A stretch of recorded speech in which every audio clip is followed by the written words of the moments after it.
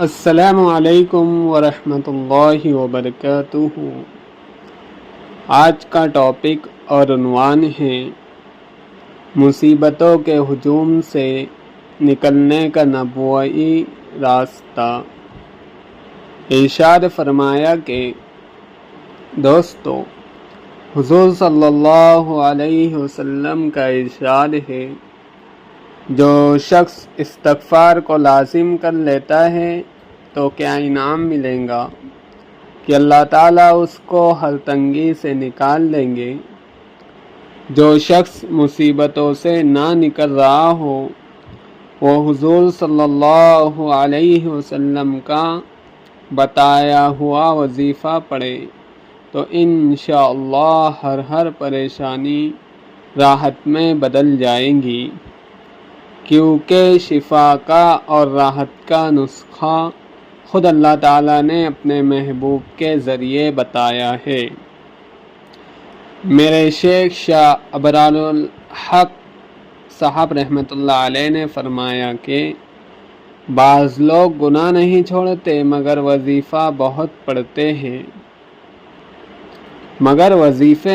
پڑھتے ہیں، داڑھی بھی منڈوا رہے ہیں، ٹی وی بھی دیکھ رہے ہیں، شلوار بھی ٹکنوں سے نیچے رکھتے ہیں، نامحرم عورتوں سے پردہ بھی نہیں کرتے، تصویر بھی کھنچواتے ہیں، گانا بھی سنتے ہیں، سود کی کمائی بھی کھا رہے ہیں اور پریشان بھی ہے، تو ایسے وقت میں وظیفے کیا کریں گا؟ میرے شیخ نے فرمایا، وظیفے سے رحمت کا ٹرک آئے گا، لیکن گناہ سے اللہ کے غصے کا ٹرک بھی کھڑا ہو جائے گا۔ دونوں ٹرک آمنے سامنے ایک دوسرے کو سائیڈ نہیں دیں گے۔ کیا پیاری بات فرمائی۔ یاد رکھو، جب تک ہم گناہ نہیں چھوڑیں گے اللہ تعالیٰ کی رحمت کا ٹرک ہمارے پاس نہیں آ سکتا۔ دوستو، ہر تنگی پریشانی کا علاج استغفار کی کثرت میں ہے اور استغفار کے لیے توبہ لازم ہے۔ استغفار اور توبہ یہ دونوں الگ الگ چیزیں ہیں۔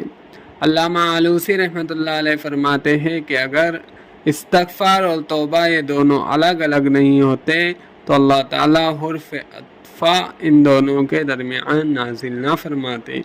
چنانچہ اللہ تعالیٰ کا ارشاد ہے، استغفروا ربکم ثم توبوا الیہ۔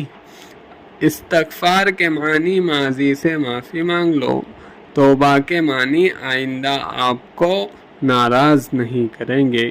اور یاد رکھو، توبہ کے وقت توبہ توڑنے کا ارادہ نہ ہو، گناہ کے اسباب نہ ہو تو توبہ قبول ہے۔